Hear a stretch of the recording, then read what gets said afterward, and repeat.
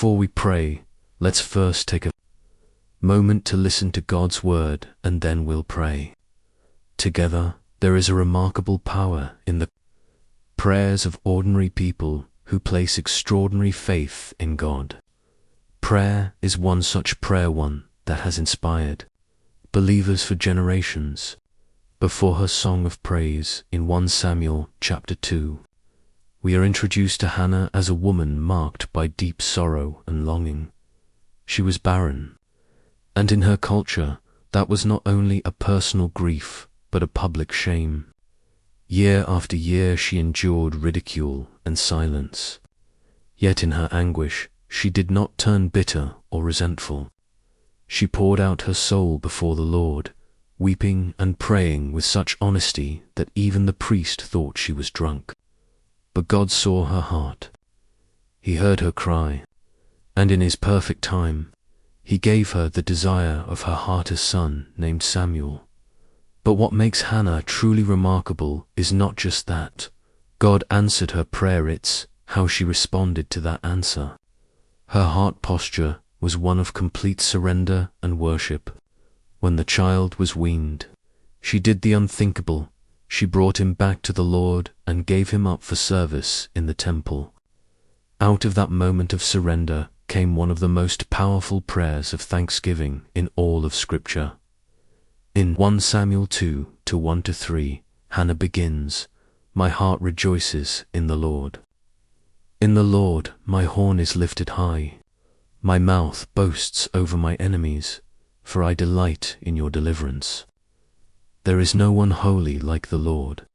There is no one besides you. There is no rock like our God. Do not keep talking so proudly, or let your mouth speak such arrogance, for the Lord is a God who knows, and by Him deeds are weighed." Notice where Hannah begins. She doesn't start by boasting in her answered prayer or in the child she now holds in her arms. She begins by rejoicing in the Lord Himself. Her joy was not ultimately in the gift, but in the giver. She delighted in His deliverance, His holiness, His strength, and His justice. This challenges us deeply. What do we truly rejoice in? Do we only praise God when life turns in our favor? Do we only celebrate when the doors open and the blessings flow? Or can we, like Hannah, rejoice simply in who God is even before the breakthrough, even while still waiting? Psalm 16:11 says, "In your presence there is fullness of joy. At your right hand are pleasures forevermore." True joy is not found in outcomes or circumstances. It's found in Jimin, His unchanging presence. Hannah rejoiced not because everything was perfect, but because her heart had found its anchor in God. She continues in verses 6-8. "The Lord brings death and makes alive. He brings down to the grave and raises up. The Lord sends poverty and wealth. He humbles and He exalts. He raises the poor from the dust and lifts the needy from the ash heap. He seats them with princes and has them inherit a throne of honor." These are not casual words. They are a profound revelation of God's sovereignty.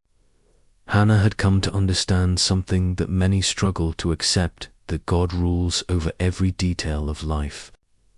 He is the one who lifts up and brings low, who humbles and exalts, who gives and takes away. Every rise and fall, every season of plenty, and every moment of lack are under His mighty hand.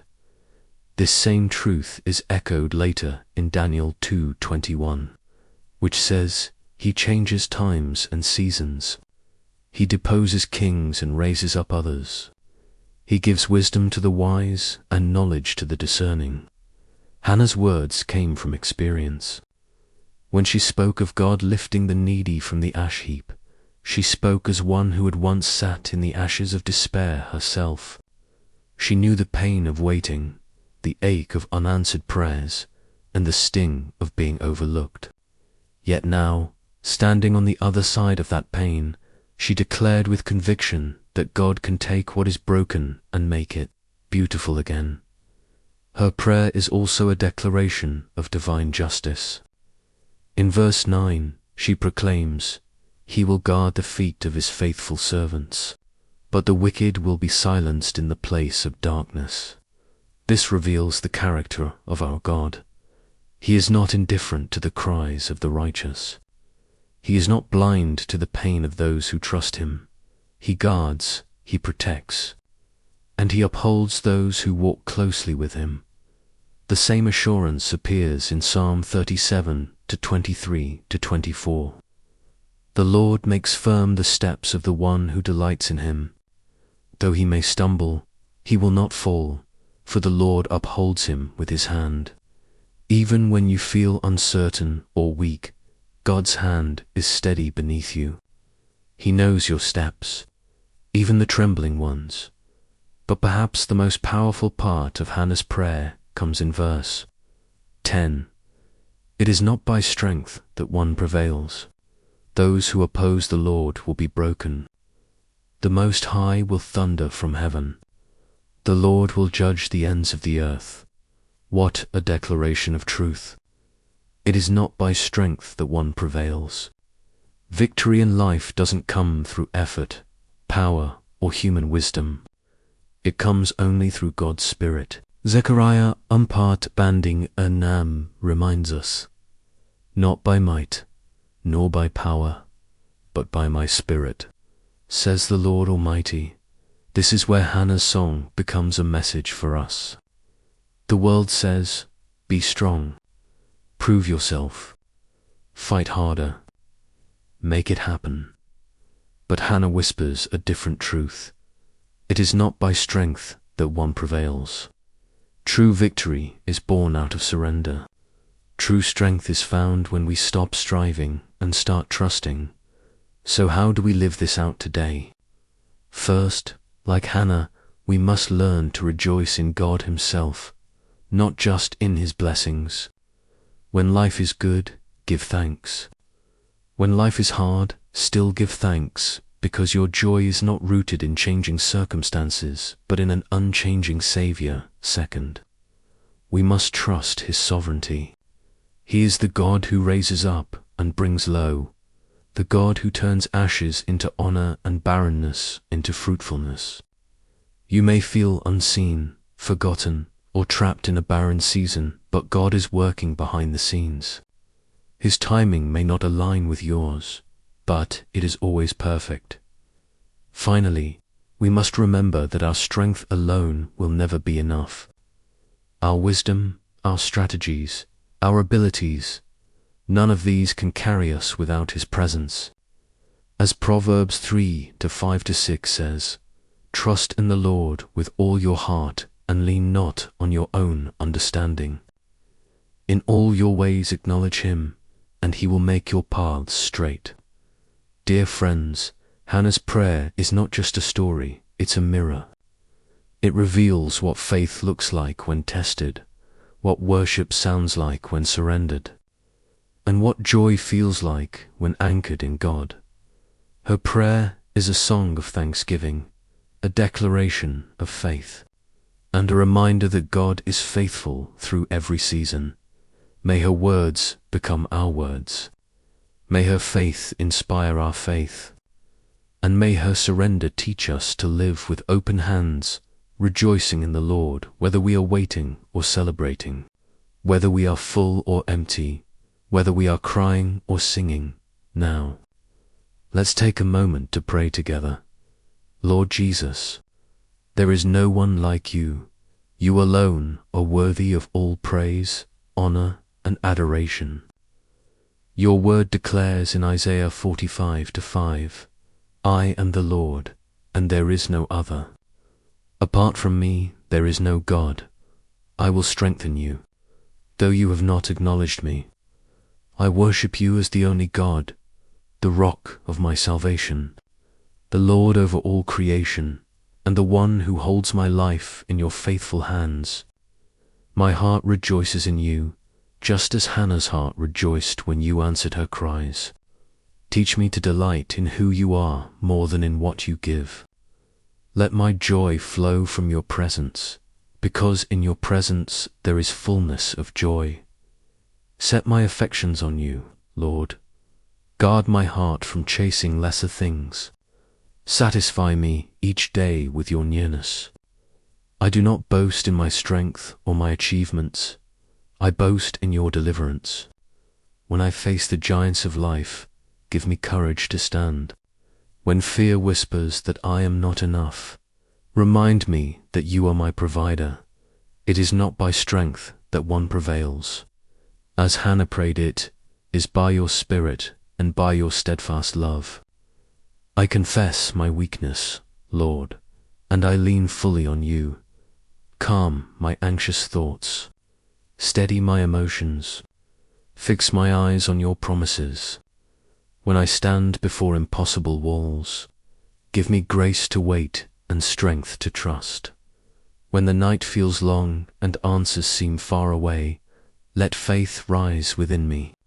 As John 15:5 says, apart from you, I can do nothing. So I choose to abide in you and draw my strength from your life within me, Father. I lift before you all who are weary, burdened, or broken-hearted. For every person listening who feels unseen, unheard, or unworthy, wrap them in your love. Speak peace to every storm that surrounds them. You are the giver of every good and perfect gift, as James 1:17 reminds us. You give victory, hope, and strength to overcome. We look to you with expectation, believing that your mercy meets us right where we are. Apart from your grace, we can accomplish nothing that lasts. So we hunger for more of you, Lord, more of your presence, your wisdom, your power. You are faithful to your people. As Psalm 37:25 declares, I have been young, and now I am old. Yet I have not seen the righteous forsaken, nor his descendants begging bread.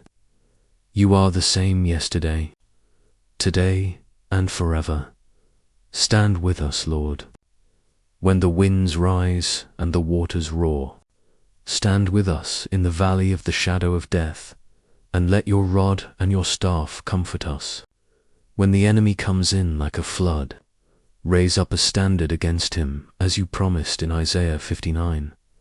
Let no problem overwhelm us, because you are greater than all.